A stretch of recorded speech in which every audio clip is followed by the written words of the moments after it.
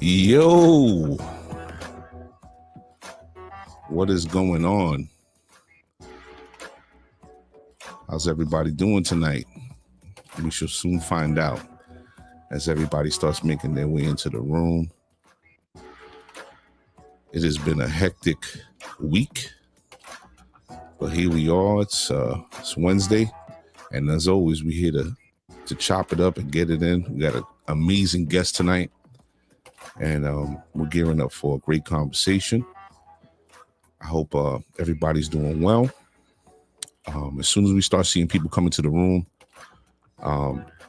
we'll get it going.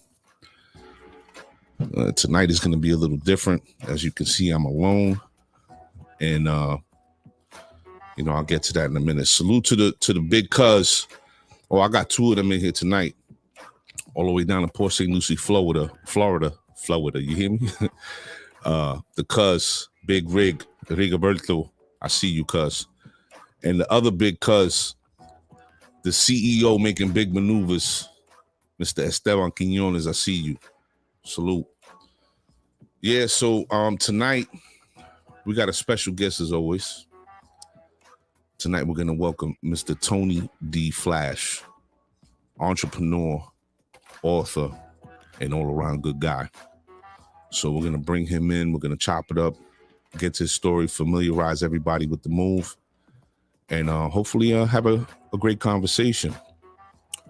Tonight we're broadcasting live over Facebook Live, YouTube, Twitter, and Twitch. So you can go to any one of those platforms and catch us every Wednesday at 7 p.m. So tell a friend to tell a friend that the platform that brings you real people telling real stories is here, and we ain't going nowhere. So make sure you tune in every Wednesday. In the fall, things will change up, of course. With the seasons changing, the show will be changing. Also, we have a special co-host that will be coming on to our Chop It Up segment, but I'm going to leave that just where it is. I'm just going to say that we're going to have special co-hosts, not going to allude to who it is or who it's going to be or what have you, but we're going to be having these editions, and I hope everybody enjoys them. Salute to the regular schmegula all the way up in Ohio, Miss Angelica Reyes. Good evening, young lady. And to the Komai and my two Sunfus, Asa and Josiah. I see you. Make sure you're being good, okay? You boys behave yourself. I see you, mama. So yeah, tonight we got a very special guest as always. This gentleman has an amazing story, and I'm hoping that everybody's going to enjoy the conversation. Me and this gentleman have been in talks for quite some time to bring him on the show. And, scheduling and just craziness has been going on over the last couple of months. So we kept pushing back and forth as far as when we were going to have him on. But tonight he's here. So I'm hoping everybody is going to enjoy this conversation as my son walks by. And enjoy this sharing of information. To my daughter, all the way down in Florida, my baby's coming home next week, so if I seem a little more elated than usual, it's just for that reason. My baby girl's coming to be with her parents and her brother next week, so I'm really happy about that. And I see you, mama, and daddy loves you as always. So without further ado, I'm going to cut this off. I'm going to run this track, give you some information, and then we're going to start the show. Let's go.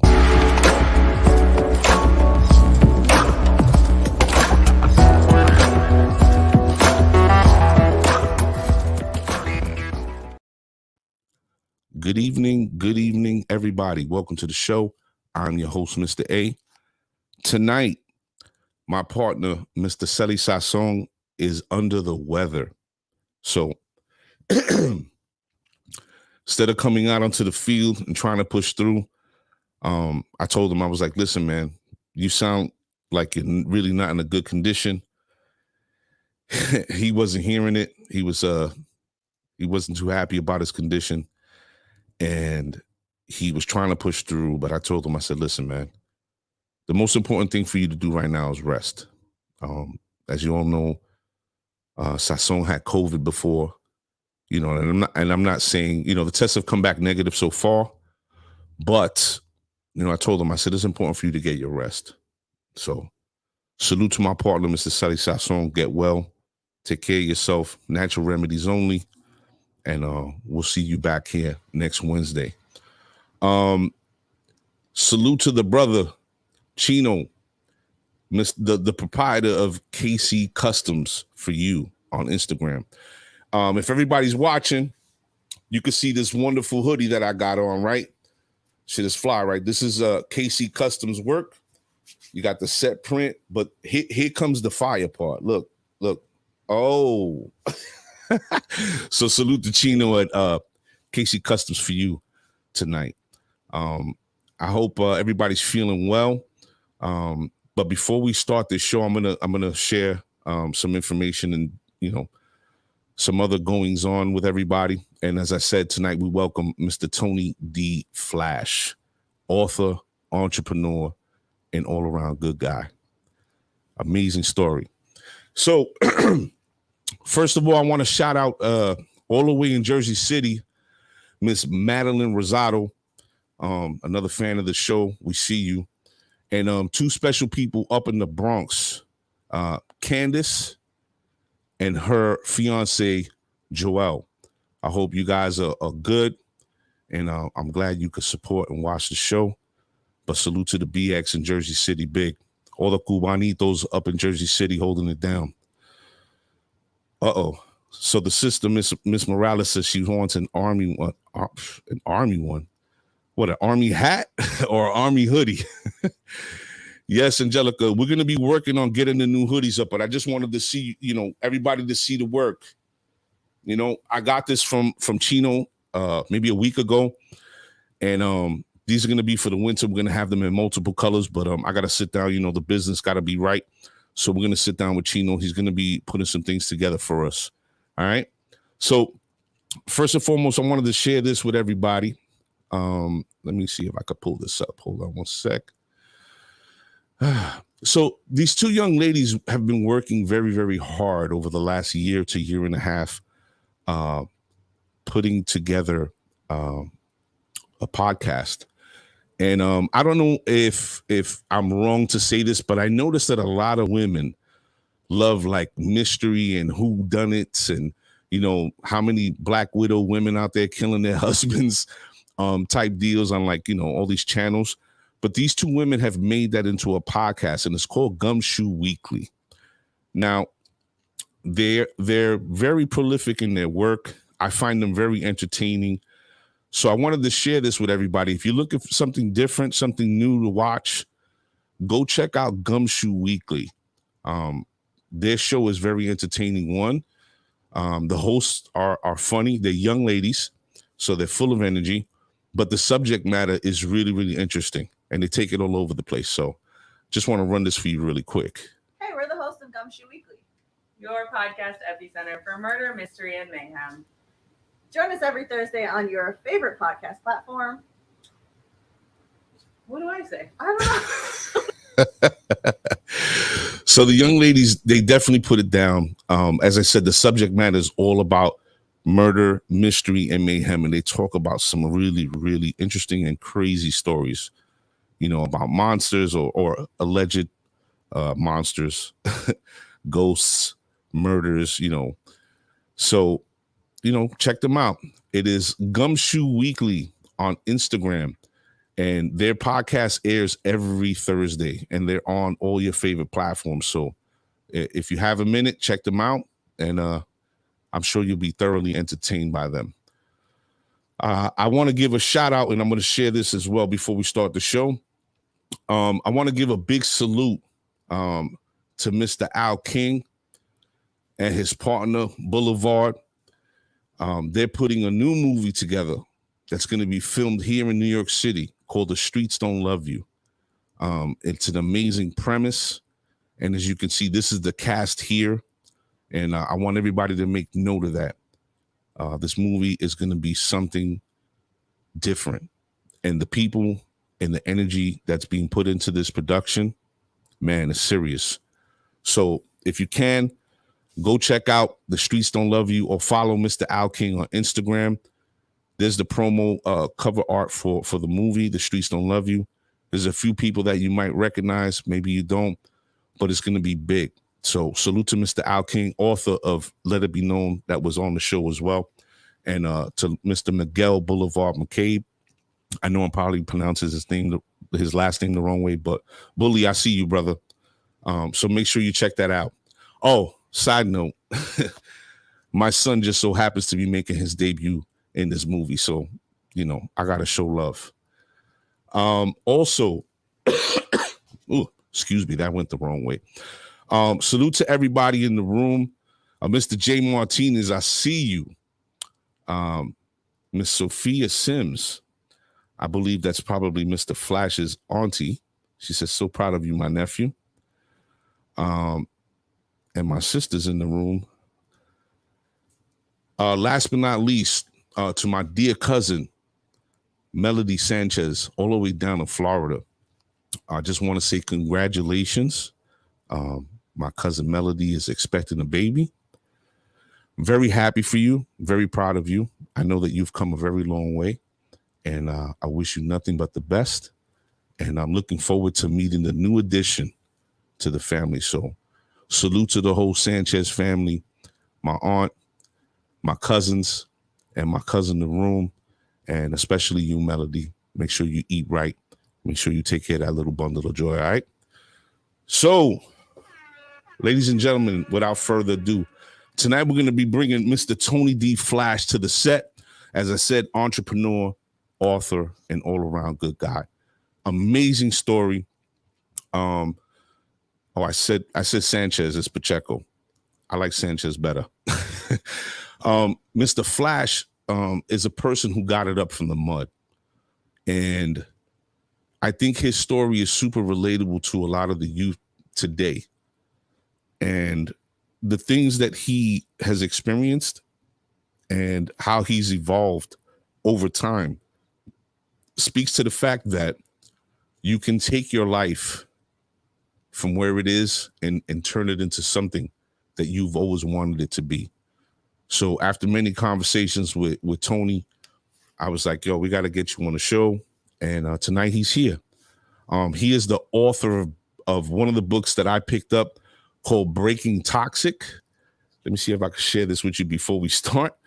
And this is a really great book, and it touches on a lot of different subject matter.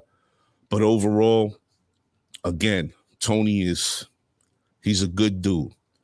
So tonight I'm going to be picking 4 people at random. We're going to be sending you a copy of Breaking Toxic, Love Yourself First, It's Okay, by the one and only Mr. Tony D. Flash. So ladies and gentlemen, let me pull this up so we can get this show going. The set welcomes, hold on, let me pull this down. See, I don't got my guy here. Makes it a little tough. The set welcomes Mr. Tony D. Flash. Yo. What's up? What's going on, brother? No, just hanging in there. Every day above ground is a good day. Yes, sir. Yes, sir. Seems like we've been trying to make this happen for quite some time, doesn't it? Yeah, I know, right? But it's written, so it's happening. So, Tony, let's start at the beginning. Every time I have a guest on the show, I always like to start at the very beginning of their journey. And why don't you tell the audience where you're from? So, I was born in Jamaica, but I'm from Staten Island, New York. Location New Brighton to be exact. It's definitely rough over there. So, coming up, it had a lot of obstacles. Growing up wasn't promised because a lot of my friends are dead or in jail. So, you just got to keep going. I definitely come from a family-based lifestyle. Like, the hard mom from Jamaica that's probably slapping you in the head with the back of a spoon, a spoon in the back of the head or something like that, and just coming through different struggles. But besides that, that's really it, Wow. So you're from Yard? Yes, I am. Salute to all my Yard man, for real. And salute to the Yardie girl up in the BX, Candace. So How at what age did you come from Jamaica to the States? I was like 5 years old, so that's why I don't got the accent, but I gotta Mm. represent my city, Jamaica, Kingston, St. Mhm. Andrews. And we went from Brooklyn to Staten Island, and that's it. All right. So you were a pick-me, as they say, when you came over to the States. Yeah, yeah. You came a foreign. That's you was a little pick-me, right? Yeah. So there wasn't really sort of a culture shock for you when you came over here, right? Because it seemed like, being 5 years old, the transition shouldn't have been too shocking to your system. Nah, I mean, it was a culture shock because my family really were still in their culture. Like, the foods we eat, the way we talk, the way we dress, the things we do. So, like, as I got older and started to adapt, I used to say three as tree. So I Right. had to just relearn certain things that I thought was correct my whole life. Like, so I was like, what? It's three. It's not three. So, Yeah, man. I think New York City, but more so Brooklyn. Staten Island, I'm a transplant myself, but Brooklyn, that melding of the cultures is a little more familiar to people, right? yeah. You in Brooklyn, I know I was born in East Flatbush, salute to Caton Avenue. I was born in East Flatbush, and as the years had gone on, it turned into the little Caribbean, right? Jamaicans, Trinis, Haitians, Guyanese, and so on. So being around people from the Caribbean isn't like super unfamiliar, right? But the language too, it earth and I'm a art, right? No H. anybody who knows people from abroad in the Caribbean, their accents vary. Guyanese people, Trini, so on and so forth. But Yardi people definitely have their own sort of they're linguists. The way they speak and the certain things that they do is very original to them. So now you're in Staten Island and West Brighton. New Brighton. At New Brighton, sorry. So at what point does your life start to sort of turn from, innocent young man to, I'm starting to run in the streets a little bit and be rebellious? I would say, like, growing up, you want to protect yourself. You want to protect your family. As like being a 90s baby, people still say you're young. And then it's like you're caught right in the middle of an age group of where like you got to get it as a man and you got to make sure you're strong enough to, hey, it's going to be okay if you don't do this. So I would say right about the time I was like 12, you see your first body drop, like in the neighborhood. You see your friends start to go to jail, accidents start to happen, things start to change rapidly. So at that time, it's like you just want to protect yourself. It's more gangs in the street, but it wasn't as much gun violence. So these gangs are being formed, or uncles or cousins are going to jail, leaving you with things, and not per se me, but I'm just saying what was around me happening. And then you just either you fooled or you getting with the program, or you completely going away from it. And that's rare that happens. We all get caught in the mist. Right. So what I'm gonna say I'm gonna use the word attracted. That's the only, for lack of a better term. Yeah. What attracted you to becoming active? Was it like bravado, or you didn't want to feel like, your boys were like, oh, you soft, or what was the situation for you? It was always about money. You see the influence. It's like, well, I watch him, he's doing this, he's getting more money. I might need money right now. The family might need money. Even though my mom always worked, it might have not been enough in my perspective. I know she busts her ass though, but again, growing up as a young man, dealing with these weights on your shoulders, you tell yourself like, maybe I'll just hustle enough. I won't have to ask mama love for that, or I won't have to do that. So this is before you could work, but they were still discriminating. So it's still against you. So you still trying to figure it out. But I know that was the main attraction. Like, and then building a team, building an extra family outside, being what they call secure. Right. Wow. Yeah, the streets become an extension of your family to a degree, because that's where you form these relationships with people that essentially are like your family. These are the dudes that when you go somewhere, they got your back, or somebody trying to plot a scheme on you and they hear about it. Nah, that's my man.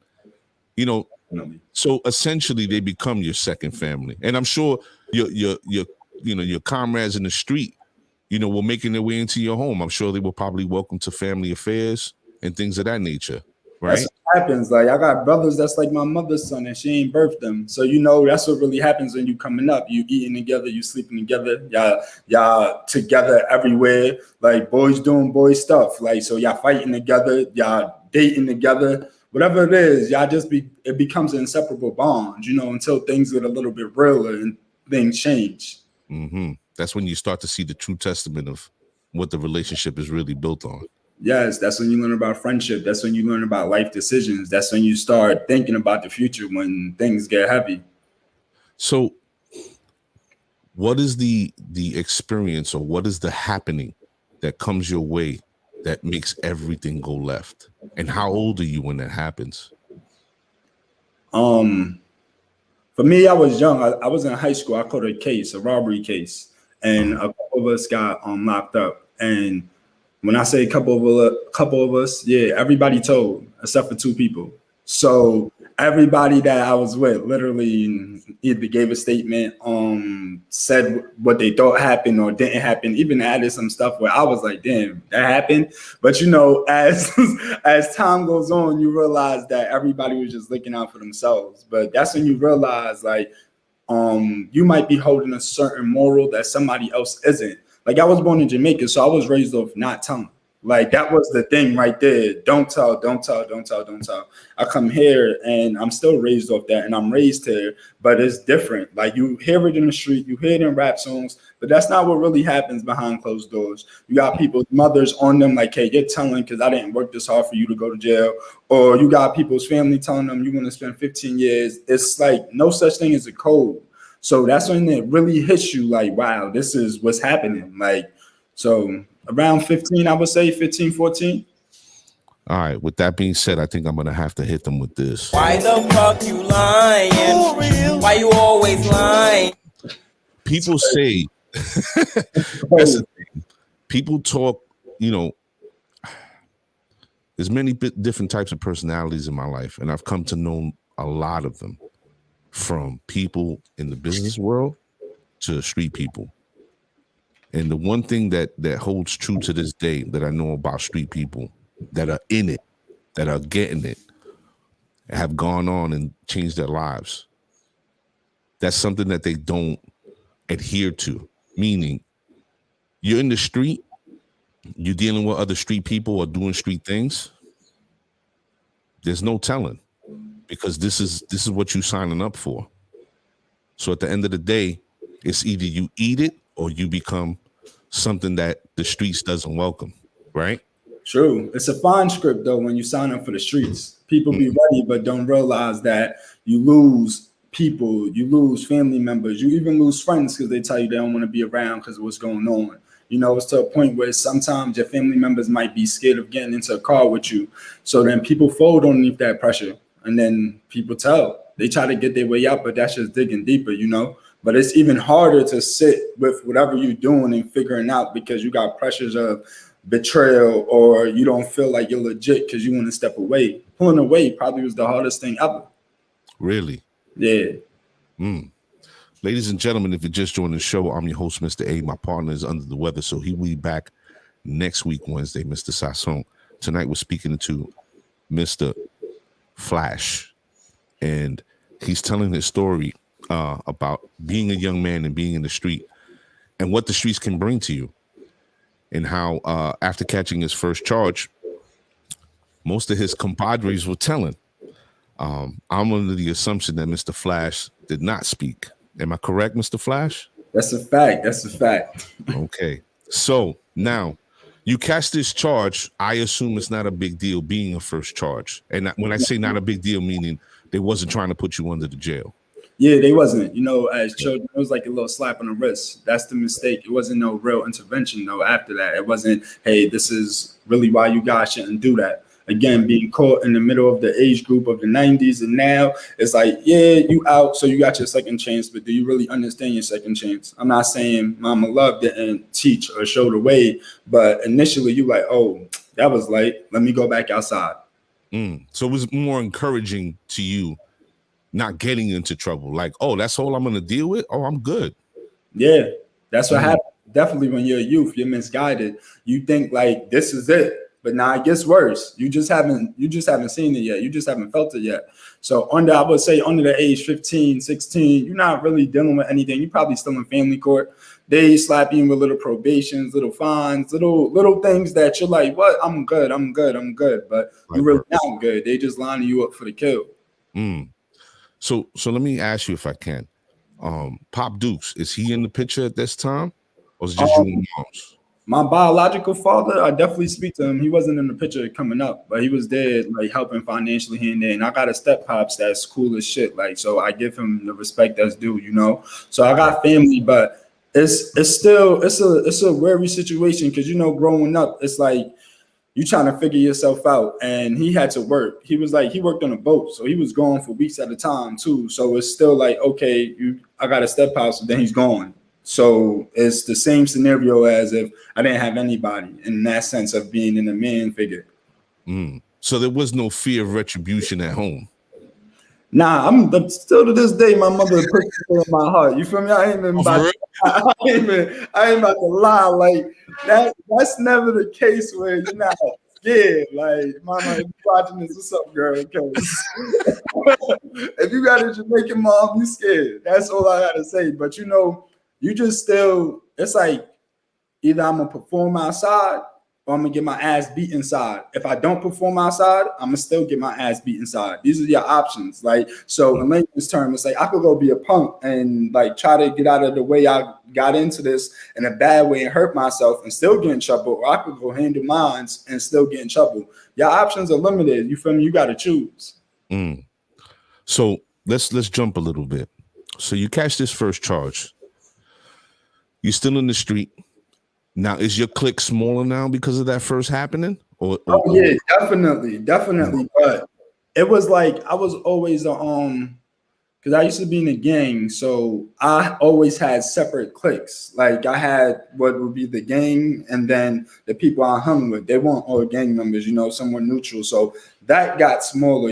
Gangs really don't get smaller. They just keep adding and adding and adding. So it was like living a split life, just trying to deal with those situations the best way I could. So, but that clique that I got in trouble with, that definitely was over with. It can't continue. Yeah. Right. Okay. So what's the next happening that comes down the pipeline that really goes left? Like now you're going down. The next one, I could say another robbery and then a gun charge. I'm gonna skip to the gun charge. So after this is years in the streets, friends dying, people separating, people snitching, people not snitching, people saying I'm snitching, the rumors coming, the rumors not. That's what comes with this.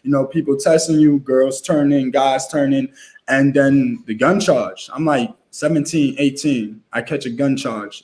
I'm in the car with my friend Dean Mitchell. He's dead, so rest in peace to him. But at that time, it was like crucial for us. I remember the cop grabbing him out the window.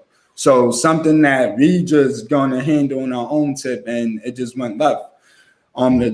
Like speaking about it, because I got a YO now, and you could look it up. So I wouldn't be speaking as much about any information if you couldn't find it. And it's like the gun was underneath the car seat where I was sitting at. Police took the gun up. Gun was still loaded. Police threw the gun in my hand. So now my fingerprints is on the gun. But it's only us in the car. But it was 5 of us that day, 6 or 5 of us that day. But we went down because the person that's next to the guns. So me and him definitely did go to jail. It was bad. And that was the super wake-up call because we was just in there just looking like, okay, this is 17, 18. We on Rikers now. This isn't family court. We on Rikers. It's the real shit. Yeah. Now, do they hit you with a bid? Like, do they give you a 1 to 3? What's the deal? So what happened was, because there was so much people involved and the story was all broken up, and then whatever the case was for the gun charge and what was happening, it didn't happen like that. They offered us like 10 years the first time. So we just kept going to court. People stopped showing up. Times go, then 7, then 5. Then it was like, oh, just take the 3 to 5. Then it was like a 1 to 3. Then it was like, oh wow, they really don't got nothing, but they got the gun. So somebody's going to jail. And it's me and Kadeem, and I took the charge.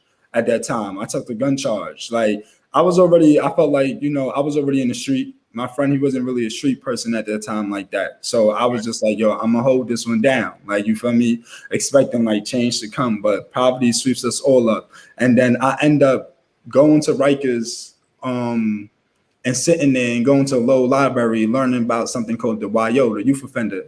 So the OGs was just telling me, hey, study up, study up. I just made it in time for that. Like, I think past 19, you can't get it no more. So I was 18, and I asked my attorney, can he apply for that? So I was able to get it because it wasn't a violent crime. It was just a gun charge. So I ended up getting a YO and doing 6 months and come home with 5 years probation. So let me ask you, at that moment that these older gentlemen inside are telling you, yo, look, go study up on the youthful offender and get your attorney to apply. Do you come to any realization to say to yourself, yo, these dudes is trying to help me? Like, why can't I should be trying to help myself and get away from this bullshit? Yeah, sitting in there watching a lot of people that was like Rikers, people coming in and out, 50 years, lifers, you see crazy things. So you hear crazy things, and it's like, I realized like, nah, that's not my thing. Like, so even when they were talking to me, I was only able to accept the information because I knew I didn't come from Jamaica to be here forever, like in a jail cell. Like my mom, my family didn't work this hard for me to just sit up in here and rot. So I took that into consideration and started just practicing everything I knew. I'm like, y'all got to get out of here. Like, you feel me? So I just went the legal route, started reading every day, started listening to the people that knew or that were reading. Because there's a lot of pretenders everywhere you go, but there's definitely a lot of pretenders in prison. Wow. Yeah. So, all right, you go in. How long were you in for? 6 months. 6 months. And then you came home with the 5 years probation? Yeah, then I came home with the 5 years probation. Now, how long is it before you get violated? See what happened? They never really actually violated me. I caught another charge. That's what it was. So I had to sit up for like a month and a half of that. But that was years later. Like, I'm talking about, I'm almost off of probation. Guilty by association, wrong place, wrong time. Things go left, and now I'm booked again. I was a youth advocate for the New York City State, so I was really changing things by that time. I was doing different things, but because I couldn't break my cycle of chilling with old friends, it put me in a scenario I should have never been in. Was it a sweep? Nah, it wasn't a sweep. It was a point out. So because the person saw my face, I was more recognizable, and they definitely was like, yeah, he's there. And he was there. So regardless if I did anything or not, the cops now going to say, you know what, we're letting you go because you were just there. So they got to take everybody in. So it was bad. Wow. Yeah, I lost my city job at the time. It was crucial. I was like, nah, this is not it. So when you go up on that one, they hit you with a bid? No, what happened was... Hold up. Ladies and gentlemen, I don't know if you're hearing the luck of this gentleman. The 9 lives, because every other turn he's getting light. Like, these are almost like notifications. Somebody's knocking on his door telling him, yo, you need to chill, right? And being that he's caught up, and from what I understand, the way I'm hearing it from him, he's not coming to the understanding of the realization like, yo, I need to put my ass on timeout, right? And this is what a lot of people experience. You always hear people in the street, especially whether they low level, mid level, or big time drug dealers, when they get knocked, that they're going down, they'll hit you with, yo, I was just about to quit. I was just about to leave this alone. I was just about to, and then bang, they get hit hard. So what happens from that now, Tony? So after that, that was like some true reevaluation there, because I was sitting there, and that's when I felt like they overcharged us. It was like 17 charges, 17 felonies, robbery in the first, attempt this, attempt that. And it wasn't even a situation like that. They wanted to slam the door on us because it's like, okay, you got to wait last time because you got the YO. Now we back at it again. You got to wait last time with the little situation that happened when you were younger. So at this point, I'm just saying to myself, like, going to court. But their main case was a witness, and the witness stopped showing up. The witness stopped corroborating, and there goes that case. Sounds like a full court press to me.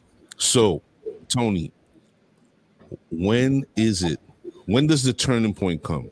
What happens that gets you into that bid? And what brings that about? What happens is like I'm sitting there and I'm watching a revolving door as I'm waiting to try to just get bail so I could actually fight the case from outside. Because I didn't do a bid on that one. I was just in there sitting for a little minute. And the turning point was already there for me. So like I said, at that point, I'm like, I need to really change my friends. And I told you that's when you feel like the betrayal. And I'm not blaming it on my friends because you're your own choice maker.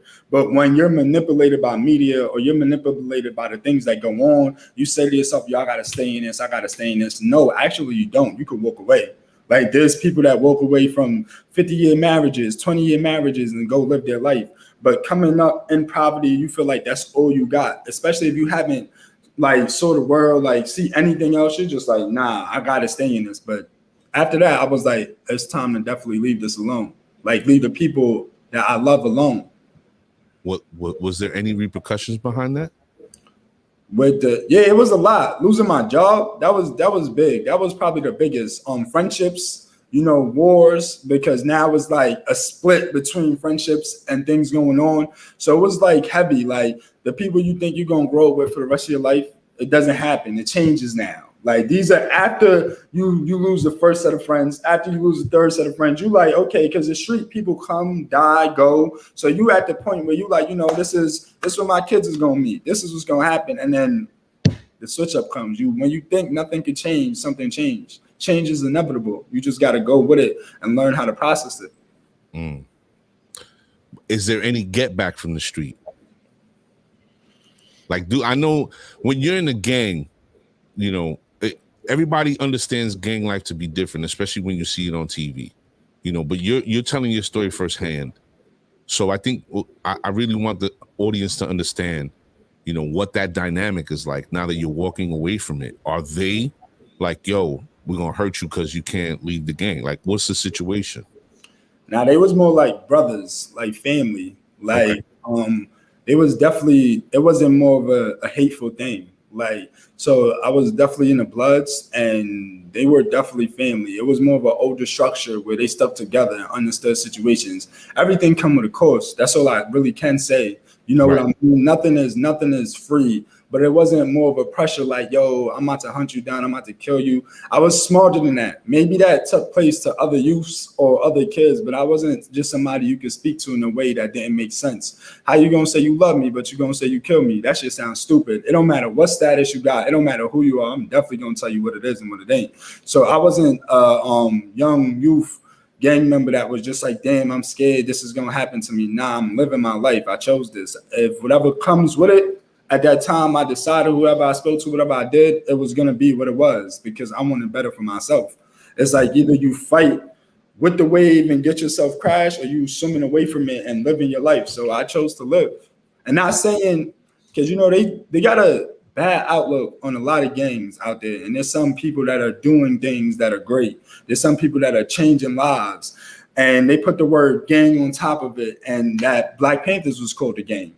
So there's organizations that aren't just gang banging, that's coming together, that's buying school books, that's putting things out there. So I can't just shit on any gang. I don't know what's going on with them, but I know in a younger generation, it's more difficult because you have hotheads and you don't have leaders. You have hotheads leading hotheads. So things happen where old people get shot, kids get shot. There's no schools being funded. There's no education programs being backed behind it. And that's not a time I felt like I was involved in. I was involved in with people that understood what we was fighting for in the first place.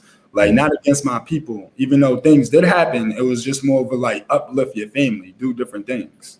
Right. So now you get through these situations. It seems like, from a very young age, you were very aware, right? Definitely. You had a greater understanding. And it seems to me that your outlook on life, you had such a bigger and broader understanding of what you wanted it to be for yourself. And it just took a moment or something to happen for you to finally come to the realization like, okay, it's time for me to start living that life that I'm looking for, right? So what influences you to finally snap that and say, okay, this is it, and this is what I'm going to do going forward? I had friends that I would call like their family members were rich. I always could balance in between the group. I weren't just, you got those people where you can't bring nowhere. I wasn't one of those people. So I got to. You had home training. You had home training. Like I got to experience different things. I wanted to see better, wanted to see my family happier, and I knew that it wasn't going to get that way in the road I was going. So that was the switch for me. So I started researching. I started buying more books. I started following people like Malcolm X. I started following people like Huey Newton. I started to understand where I come from, even go deeper into books that I might not mention here. Somebody named Derek Grace, that he's a big symbol now, but definitely was one of the mentors. Just understanding what life is about and providing for yourself, that financial freedom. So like that took place in my mind. I wanted that, and I understood that. And I said, well, I got to start writing down how I need to get that. And that's when things really changed for me. So my influences, I could say, are books that I buy, people that I talk to that are already doing what I want to do.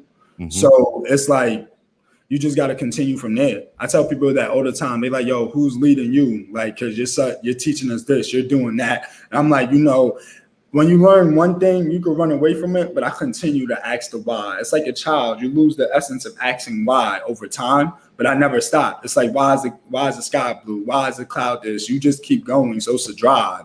Like, why can't I own this company? No, you can. You just weren't taught that. So now you have to go learn that. Or are you willing to sacrifice what you want to go learn what you want to be? So that's what it really came to. So with that being said, at that time, did you understand or even have an understanding of where you needed to go or what you needed to look for to make these things happen for yourself, like owning a business or so on? I mean, when I was in a box and I was locked up with a Jewish attorney that was partnered owning some building in the city. And he was sitting in the same cell next to me. For his charges, that was crazy. Like, made every black person charge look light. Like, but it's like, and it's like I'm sitting there, and he's like worth millions of dollars, and he's just telling me the game, telling me how it is, telling me about little taxes. And I meet another black brother at home on the street, and he was running his businesses. A lot of people was making fun of him. A lot of people was telling him this, that, and third, but he was very motivating, and he stuck to what he wanted. Like, he was like, nah, I'm going to do this. Now this same black brother owns 5 stores. So it's like, after seeing that and experiencing that coming up, I'm like, yeah, that's what I want. So I started to learn. The first thing, I went to school. So I did go to college. I did go to high school. I try to maintain school most of the time. Definitely got kicked out of high school, but then came back, got my GED, and went to college. And it's like, whatever they're teaching you, apply it. I signed up in college for business. So what did I start to do after I left college? I started to buy books that would teach me about business. I started to buy books that would teach me about forming my own LLCs. So that really takes me to the next level myself. I even wrote a book on how to relearn, because after being out of school for a while, you don't really know how to do things. You're used to the regular going to work, coming home, being with whoever you want to be with, and not giving yourself the all that you need. So it was really just sticking to my books. Education is key. That's the knowledge to unlocking everything. Information, right? And knowing the information that you need to be the vehicle to get where you want to go. Yep. Wow. I read some books that, I mean, every book is helpful, but I read a lot of books before I found the books I wanted that weren't where I wanted to be, but it helped me get to where I needed to be to get to where I wanted to be. So it was like, damn, I read this book. This didn't really talk about business a lot, but I learned this about business, and I learned this about the back end of another job. So it's definitely a different aspect when you looking through books and learning about stuff. So with that being said, Tony, what is your first business venture, and how do you fund it? Like, how does a young man with charges, with a record, with somewhat of an education, go to get funding to start his own business? So with the YO, just to clarify that, it's actually not a record. The youth offender is a still thing. So remember, I told you I just caught it right before the age of when I couldn't get it. Right. And then with the people that was coming for the case right when I was still on probation, because it was 5 years probation, so it was a long time. Once the case is beat, that's not a charge there, so that's off too. So it's like now I have a clean record. Like would be technical. Like if I want to go to the army, they probably could pull up the YO or now anybody that knows. And then it's rare that these state jobs ask for that. That's something that happened in the youth. It's years later now. They're not looking at that. It's not a felony that's stopping me. So moving forward from that, I just really applied myself into jobs that could help me. I was always in a medical field. That's one thing for sure. You start to think, you sit down, you think to yourself, because I always thought differently, what makes you money if you're starting from the bottom?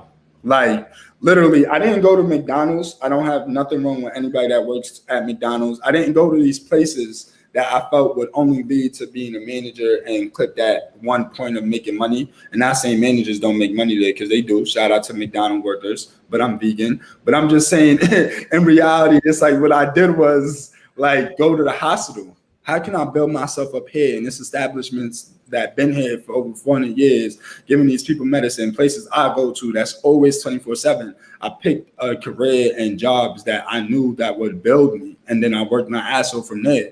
If I had to start as a home health aide, if I had to do 3 shifts, I would do 3 shifts. If I was hustling in the street and I was with gangs and I was reading this and doing that, why couldn't I do it for something I truly wanted to do? It's like a switch of the brain. Kids don't see that because it becomes a different challenge. It becomes too challenging. It's like, all right, I'm in the street and it's like something I love to do. Like speaking on these kids now, they're drinking, they're doing this. But you could apply that same energy to something else that you want to do and get it done. You don't got to read a book a day, 50 pages a day, keep the dummies away. I tell people that all the time. Like, that's it. Like, yo, it's funny that you say that. My daughter happens to eat books. I say that because she'll read 3 and 4 books at the same time, right? And when you're an avid reader, that seems normal to you, right? It is, because I read 3 and 4 books at the same time. It's normal now. See, there you go. And keeping the fog away, right? I'm going to take dummy out for a second, but keeping the fog away. I think it's more important that people understand that the more you read, the more the fog will keep off your brain. You're more in tune, right? Because reading a book is not easy. You have to sit down and read these little pages with all this little writing, but you have to be able to focus and absorb whatever it is that you're reading, right? And I believe that when you do that, that keeps that fog off your brain. It makes you more sharp. Right. And it makes you it gives you the ability to not only take in information, but retain it because you're reading it. It's that voice within you. Right. It's like saying, like, right now I could yell your name in my head and I can actually hear it. That's a different kind of brain power. That's a different kind of focus. Right.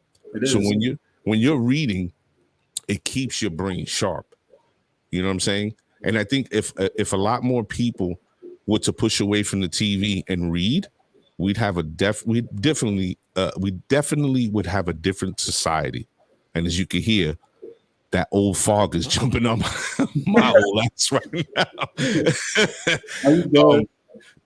Shout out to the homie Jay Martinez in the room, and Jay Psycho says, "Love you, big bro." And Miss Sophia Sims again, with all that, he kept on pushing and focused on his dreams. I'm assuming that's family.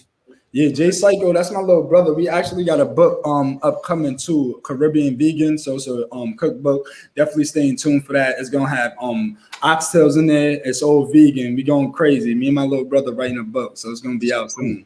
Salute. Okay, so now is the first venture you get into? Is it a book? Is it supplements? What is your first business venture? So my first business venture is supplements. I've always been a writer. I got awards for writing, always had something to write about, always was into poetry, but it was the supplements. Health is wealth. No matter how much money you got in the world, if you're not healthy, then you poor.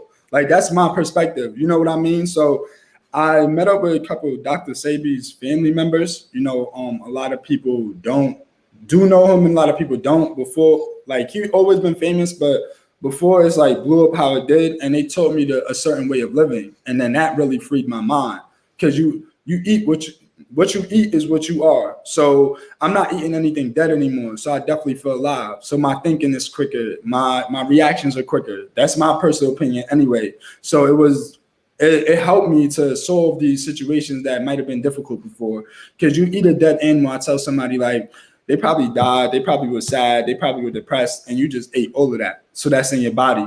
So I only eat things that bring me life, that keep me up. And that is why I started Flash Supplements. So I was like probably like 245 pounds. And What? I definitely was. If I'll send you a picture after this, you're gonna be like, no way. I was like 245. And I was like, my mom used to tell me every day, like, you look like you're pregnant. I was like, damn, ma, it's like that. And I'm coming from being an athlete running around. So I just started thinking to myself, like, if I keep going this way, then I'm definitely going to the deathbed. Not by a street. I beat the street. It's going to be by food. So I started to read more. I started to travel more. I started to study herbs. And then I found herbs and put them together that could help you lose weight. So that's how Flash Supplements started. I started taking it for myself. I helped more than 15 people lose over 50 pounds in just weeks and then months too. And they still live the same lifestyle. So that's when Flash Supplements LLC really started. Like, I'm like, nah, I'm gonna help people lose weight. I'm gonna help people gear towards their diet and health, because health is the true wealth. Not even on the money aspect, but on the generational aspect. Like where my family could come to my business and get cured or processed differently. Like I just want them to live a fruitful life. I don't want them to be constipated and stuck and in a hospital. I work in the medical field. I see how that is. So that's where that came from. So you get into, wow. How long has it been since you started Flash Supplements? I started in 2018. Wow. So, yeah. Okay. Wow. So, and how do you go about promoting your business? Because, I mean, everybody's selling supplements now. Like, what separates you from all these other people? I mean, I could give you the hoorah, but I'm really just authentic. I'm not going to try to force it down your throat. It's not, like I say, most of a money thing type of going on. I really was doing it for the people so they can understand. A lot of people come to me, I might teach them the source. I'm not holding it back from you. There's enough money in the world. You make a product, money will be printed. So it's like, from my business was different. It's like, I got a team of people that believe in themselves, that been cured from certain diseases, that live the lifestyle now. So it's like, if you go to the doctor and they tell you like, yo, this is your only chance and you don't have other options, come see me. I might not have a big following. I might not have all these people around me, but I definitely do have a circle of cured people. The word cured, the word that get people killed, the shit that people are practicing. Like, so after that, I'm like, there's a few places that are doing that, like that's really giving you the source to feel better. They might give you a list like, yo, eat this. But they won't tell you that if you don't take these herbs, you won't flush your system like this. Or they might give you the opposite. Hey, take these herbs, but they won't tell you like your diet is very important. Like you have to change it, not, oh, change it when you want to. So it's an aggressive kind of approach to help you get to where you want to be. Before we move on from this, because I find this subject matter very interesting, because I myself have gone through a fluctuation, and being in COVID really effed me up, to say the least. Do you find shopping, probably not, but do you find food shopping difficult for yourself? No. So I tell everybody that's transitioning to vegan, when I first started, that was years ago, and it wasn't so much vegan stuff now. So that's still poison. I'm gonna get straight to the point. Being vegan is not the healthiest. It's processed foods. You got to move towards alkaline, eating foods that feed your bodies and your cells. Like that's the way to live. But it's better to transition to that poison than eating dead animals, and then transition to something that is going to feed your body. For me, shopping is easy because all I did was change a couple seasonings and then learn how to cook differently. You know, I'm from the yard, so we learn how to cook before we walk. Yeah, so, so I was already cooking oxtail, rice and beans and everything. So all I did was take what was taught to me. Definitely my auntie showed me a lot, Auntie Sophie, and my mom too, and then applied it to veganism and then applied it further. So I'm cooking with vegetables. I'm making vegetables look like meat, oyster mushrooms or fried chicken, just different things, using something called spelt flour instead of the regular flour that might have you constipated, more from the land. Salute to Auntie Sophie and Mama for showing the young boy how to cook. I love Caribbean food. It's no secret. I think more so when you switch up, understanding where you can get your ingredients and what ingredients you're supposed to be using is a huge factor. Huge factor. Like people don't understand the bananas we eat are hybrids, and we should really be looking for burro bananas, right? That's a fact. And people won't adapt to that because, again, it culturally, we've grown up on these long yellow bananas our whole lives. That's super constipating. Right. Potassium punch. So when you take the burro banana, you're like, ugh. But you have to change also your way of thinking. It has to be in unison. You have to think differently and eat differently. And once you start doing that, things start to change. How tall are you, Tony? 6'1". 6'1", and you were 245? Yeah, I was. You couldn't look that bad. 6'1". I did. When I say you the picture, you're gonna be like, it was bad. It was Son, bad. I'm 6 feet. I was 329. Damn, you look good though. Nah. No, that was before. That was before. Yeah, you look good though. So you lost that weight and you kept going. So that's what matters. Fasting is good too. Fasting is really good. Everybody to the next levels. Like so, I didn't just quit meat. I fasted. Then I moved on. Then when I was gonna move on again, I fasted. Explain to people your protocol for fasting. So you feel me? You want to drink a gallon of water every day. You should do that regardless if you're fasting or not. There's something called colonic therapy. That's when they use a machine to flush out your colon. There's something called enemas. So you do that when you're fasting. Usually double down on herbs, water, and enemas. Literally, that's going to bring you back to life. And then when you start to eat again, and this is just a quick summary, when you start to eat again, because you're going to be hungry, just don't go eat. Start off with fruits. Start off like with things that are going to make you feel good. Watermelon, berries, a lot of berries, because that's what's going to give you that vitality that you're looking for. So that's how it goes for me anyway. I think a lot of people, the analogy that I use for bananas, right, is a perfect example. When you start to present them with things that they're not accustomed to, they just, there's like that uncomfortableness. I came to understand that the more I dove into being uncomfortable, I became comfortable, right? Because those changes change everything within you, your mindset, your physical being. You start to feel and think differently. That's what needs to happen in order for you to move forward in a healthy way. Yep. Right. So now, Flash supplements, everybody go online, Flash supplements, go check them out. When does the first book come? So I would say I wrote the first book years ago. That's 9. It's poetry. I've always been writing poems. So what I did was put a collective of some poems together, and then wrote new poems and then started to organize the book. So after that, I was like, I wanted my foundation to be off of a transition. I just didn't want to come out with Breaking Toxic or the other books I have. I wanted them to see where I come from and build up my foundation to who I am now. So that first book I wrote a while back, and then I said, you know what, I'm gonna get out there and figure out how to do it. So I'm all about ownership, owning my products and doing what I do. So what I do is I research the best self-publishing company. I end up still having to do like an 80-20 deal, which I'm not afraid to talk about with anybody, because usually people hide their money. The 80-20 deal, it sounded great, it looked great, but then they still control what's being brought behind the scene. I can't see the numbers. So they're going to distribute what they want to me. I might see a book being brought online, but when you run a business, you can see the numbers, you can see who's buying it, you can see what's being brought and where it's being brought. So that's where the whole switch up came. And then I'm like, the next book I write, I'm gonna own this. Ladies and gentlemen, ownership is everything. And as demonstrated here by Mr. Flash, you got to keep everything that you produce. And if you work out a deal with somebody, you got to come out of that deal with most of your shirt as possible, especially when you're somebody starting out, right?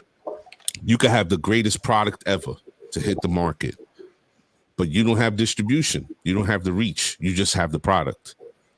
But it's severely important for you to walk out of that negotiation with the most amount of ownership for said product, no matter what you do. Sure. So now the poetry book comes out, you learn a lesson behind putting that book out, right?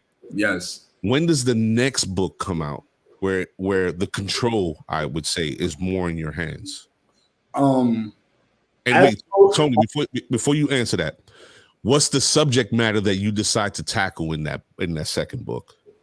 Toxicity, breaking toxicity. So that's the subject matter. It's called Breaking Toxic. Love yourself first.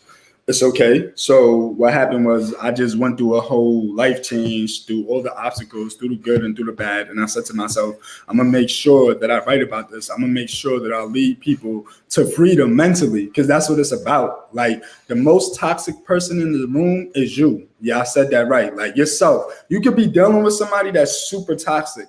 But if you can't take yourself out of that situation, and I know some situations vary from being difficult to domestic violence, but there's always ways to get out of these things.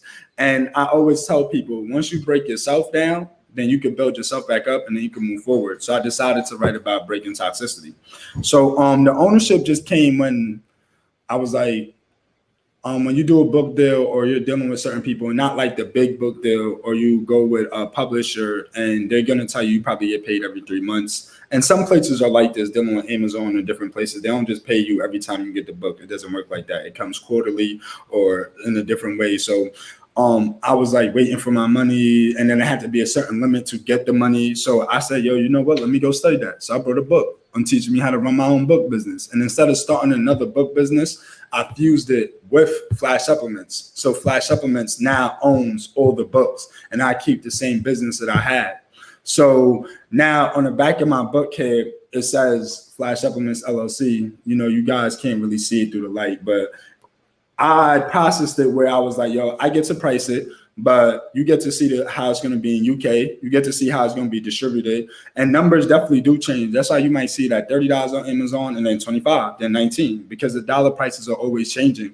So it's always going to change. But then once you get on the site, you could distribute it to thousands of people at once and still own your stuff. Now, to get it in bookstores, it costs a little more, but you could process that through too by owning your own. So after Breaking Toxic came out, I'm like, I'm going to target people with ads, people that need to read this, not just want to read this. I'm going to target people that want to read this as well, and I'm going to push it out. And then the money started coming in. I started understanding the game. I started understanding I just wrote something I love, and now I could create a space for people to heal, and I could get paid while doing it. And it's being ran through my business, and it's a tax write-off, anything that I just used or anything I just spent. Before, it wasn't a tax write-off when I went with those people. So learning that through the books, understanding that took me time, letting go of the ego, sitting down, punching in all the numbers by myself, not really having help. It's just you by yourself. You have to do what you want to do. Like, so after that, it was all uphill, honestly. I was like, yo, I got it in the bag now. I understand the game. Ladies and gentlemen, if you're just joining the show, I'm your host, Mr. A. My partner is under the weather, but he will be back next Wednesday. Tonight, we're talking to Mr. Tony D. Flash, and he's telling his story about what it was to be a youth in Staten Island's New Brighton area, coming up in gang life, learning some hard lessons, but also coming to the realization that there was more to life for him that he wanted to do. And he made that happen. Through sheer will and determination, becoming an author, a business owner, and just pursuing his dreams and taking the time to make sure that he recognized that he had to hold himself to accountability, right? It speaks to what he just said. If you're toxic, the only way you can get out of a situation is basically to hold yourself to account. And once you start to break away from those toxic behaviors, you can move on and become a better person.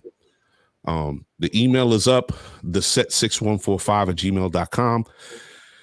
Anybody who wants to be entered into the raffle, I'm going to be giving away 4 copies of Mr. Tony D. Flash's book, Breaking Toxic, tonight. Just inbox me, send me an email with your first name, last name, full address. I'm going to be picking 4 people at random. We're going to send you a copy of his book. I got a copy of his book. It feels good to understand that there are young people today who can see and understand the system for what it is and the things that are out there against them and still overcome obstacles and live to tell about it. Mr. Flash is one of 3 guests that I've had on the show. We had Mr. Chef Jay Martinez, and we had Julian the Thundercat Answer from the Muay Thai world, all from Staten Island, all gentlemen who come from very rough backgrounds, but they were able to pursue their passions and make a better life for themselves.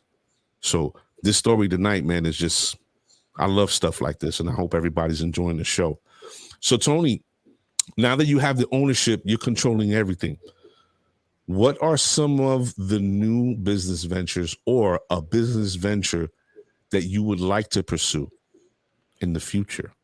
I would say a new business venture that I started with partners. I have partners in this mostly. So it's called The Cheapest Things LLC. So we created like an alternative to Walmart. It's definitely Black owned. Like we just give cheaper products. Like that's what we're trying to do, lower the products. But it has clothing, accessories, and bulletproof vests on this site. That's going to be up right now, Brandon. Time out. Did you say bulletproof vests? Did you just say that? Yes, I did. All right, let me ask you, because I'm sure everybody in the room is probably interested now. New York City doesn't really allow us to exercise our Second Amendment right. How would one be able to obtain a bulletproof vest? Because your Second Amendment is the guns, right? So a vest is protection. It's two different things, right? So even though the gun is protection, the vest, like you can't shoot nobody, you can't do certain things. Now, if you're committing a crime with a vest on, they coming for you. You know what I'm saying? Like if you're doing a robbery or this and the third. But if you do not have a felony, you can get a vest sent to your house, ordered offline in New York. Like these are things they don't teach you. But if you have somebody in the house with a felon, that's a felon, now you have a problem. You see the situation. So, and then I would advise you to carry your purchase order that you got with the vest, where you got it from, your card number. They can still harass you. You just got to know how to move. You got to know your laws. You got to be straightforward. Like you could wear it underneath you, over you. Like I was in New York with my vest a couple times, and I've been in situations where cops pulled me over and tried to harass me. But nah, this paperwork show for it. And when you're a business owner now, it becomes really different because you're carrying money with you. So they treat you differently, even though they still treat me as a Black person. It's just I'm a Black person with a business that knows my shit. So now it's like you can't just pull me over and throw me in the cell like that. I got proof of this, proof of that. They could if they wanted to, because you know how the system is. But when you're speaking respectfully and you carry yourself the right way, you're on the go. It's like kids see rappers and they got the bulletproof vest on and they outside with 30 people. Like that's not what you need to wear it for in that case. Like, you know, if you're moving militant now, you and your teammates going outside and y'all all together, y'all working on something and you want to wear your vest, go ahead.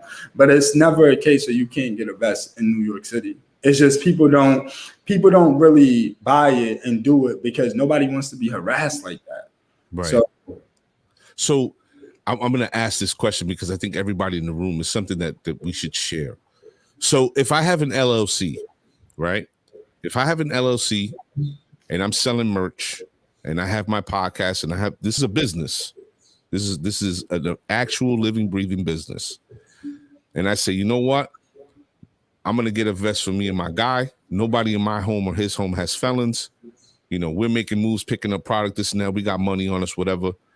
I'm going to keep my paperwork with me laminated. I'm going to have a copy of my LLC, like all of that laminated in a folder in the car. We get pulled over. They acting, yo, listen, here's my paperwork. Am I Gucci? I'm good. You definitely all good. You definitely all good. But I wouldn't say the LLC paper, more of the bulletproof vest paper. So right. For like the purchase of it, where you got it from, when you got it, things like that, showing that it's yours, ID matching your name so they know it's not stolen, things like that nature. Like, so you can have the LLC because you're a business owner, but I know us people, like it's always an overreach. So I would say have your LLC papers with you. So, you know, look, I'm a business owner. This is operating right now. This is what I'm doing. Most likely any cop that knows better is going to let you go. Because it's like if you're bringing money to your next establishment and you need to be protected, you might have a security guard with a gun, but you don't have the gun and you guys have a bulletproof vest. That's okay. The reason why I stated that, just like you reiterated, is we're going to OD because the reality is they're going to OD. They're going to look for anything. So if I got my business paperwork and I got my purchase order, yo, listen, I'm a business and here's my purchase. Here's everything you need to know. You guys don't need to harass us. But as people of color and black people specifically, when we're moving in this world and in the streets, we got to do that. It got to be overkill, right? Because they're always looking for a reason to be like, oh, I smell weed. You know what I'm saying? Like the okie doke. Yeah, and if that happens, now you in some bullshit. Because remember, I said you can't commit any crimes while having the bulletproof vest. And they may be legal, but you'll definitely still get snagged up for it. They probably fine you and give you your bulletproof vest back later in the mail or something like that. Something ridiculous that doesn't make sense. So now you've married all these businesses together, and is this something that's going to be? Is this going to be another website for this business? There's actually another website. The team is working on it, so it's completely separated from the health business. It's actually not the same thing. So I didn't marry that with that. That's more like I said, clothing, accessories, women clothing, and bulletproof vests and food. It's like a smaller Walmart, but online. So it's just the difference is like I got the bulletproof vests up with the teammates, so it's like the rifle vest, the shortcut vest, the vest for women, and then cool logo clothing that hasn't been out yet, that's been finalized by other teammates. So when that's done, I'll be out there, and we're probably gonna go for a store in PA. I'm crossing my fingers we get the store that we're looking for, and then it'll be in stores like in Pennsylvania. That'll be the first place we open up. Whew. Ladies and gentlemen, if you're just joining the show, man, I have to say first and foremost, I appreciate to the people that make things like this happen.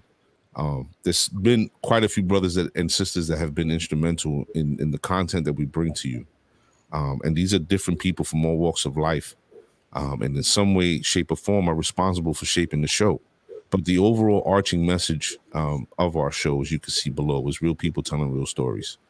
Something that me and Tony touched on prior to starting the show was that we want to get away from the glitz and the glamour of celebrity, because at the end of the day, we're all just humans and we need each other in some way, shape, or form, right? So with that said, I wanted to bring Mr. Flash on tonight to not only tell his story, but to make you understand that somebody that you probably pass on the street every day, you wouldn't even realize that they're an author, an entrepreneur, somebody who's young, who's been through so much and is still keeping their head above water.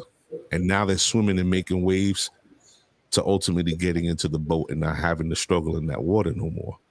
And I think Mr. Flash's story is indicative of all those things. And these are the stories that we want to share with everybody, right? To make us feel whole and to bring us together, because these things make us feel good, especially when it's people who reflect us, who we see in the mirror, that look like us, that come from the areas that we do, that been through the struggles that we've been through, right? So Mr. Flash took his life, didn't sit down, got off his ass, and made shit happen. And now he sells supplements. He's penned 2 or 3 books. Now he's got a group of, making some more business happen, about to open up a storefront in PA, hopefully, God willing, knock on wood. And I think more so is the ability to find the information, right, Tony? I think that's the most important part, digging out the information. It is. If you don't know what you need to do to stay within the bounds of legality, I guess is the best way to put it, people could fuck with you.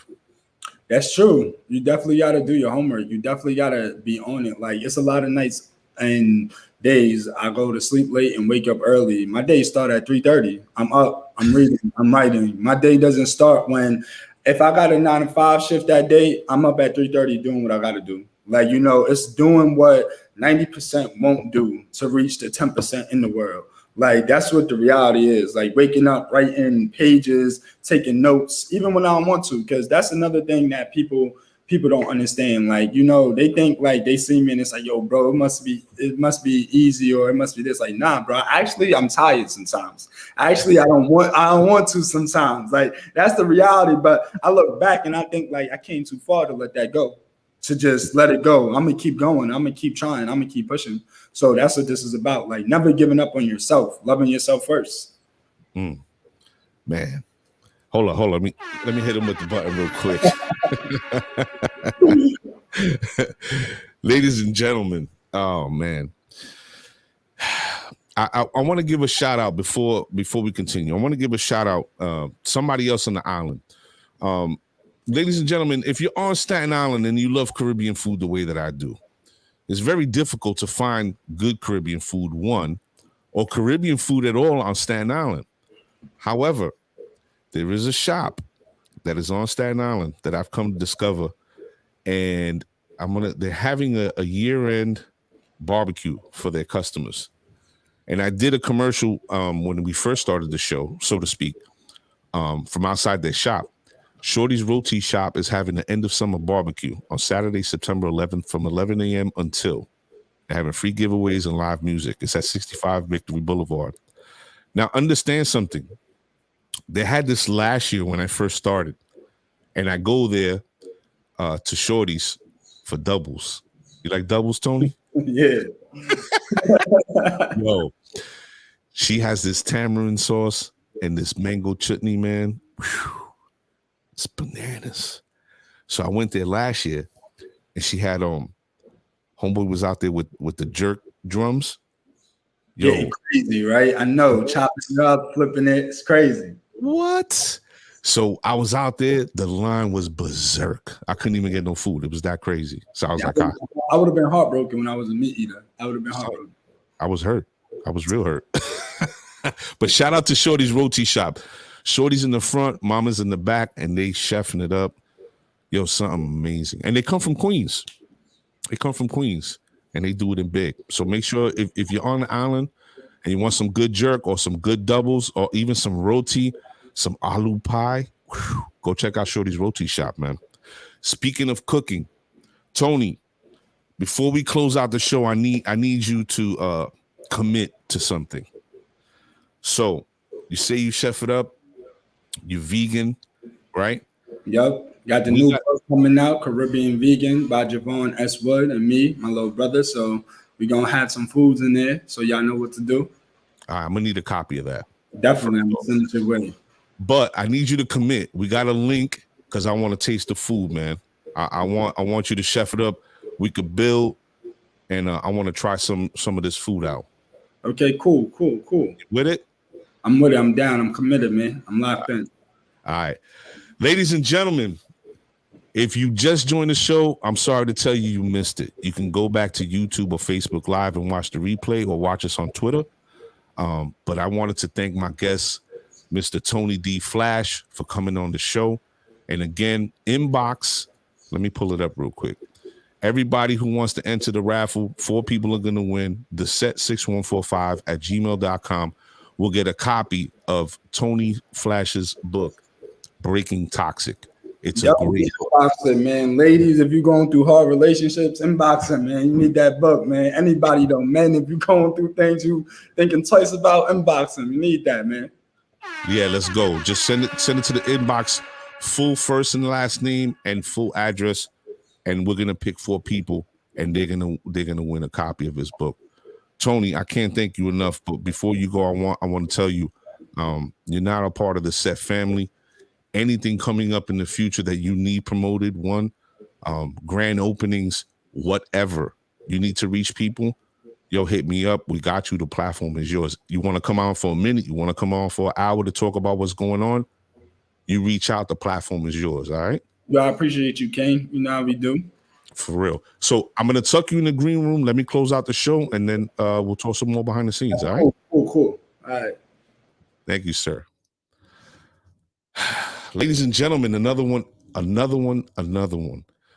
mean, I think people like Tony, you know, I love telling these stories. I love having them come on and share with the audience and show everybody that in spite of our circumstances, whatever is within us, the true desire, the passion that we have and what we want to do in life, as long as you put your energy into it, we can make it happen. And, you know, he hasn't had it easy. You know, he comes up from the mud just like the rest of us, right? Salute to Jay Martinez. I see you, my brother. Well, we got to set up that call. That didn't change, all right? But, you know, Tony's story is just, you know, everybody should be able to relate to it. So I hope I see the inbox flooded. I want to pick 4 random winners, send his book out. The book is great. Trust me, I have a copy myself. But hopefully we're gonna link up for some good food. And I'm also hoping Mr. Johnny Chavez came in late today. Watch the replay, my brother. I'm hoping to have an even more amazing show next Wednesday. Hopefully my partner's feeling better. Everybody shout out Sally Sasson tonight, who's feeling under the weather. Send him some love and some good vibes. Get well soon. But the 25th, we have our Chop It Up segment with a twist. So I hope everybody can make it out next week, 7 p.m. Wednesday. All right. Thank you for everybody joining us, and we will see you then. Peace.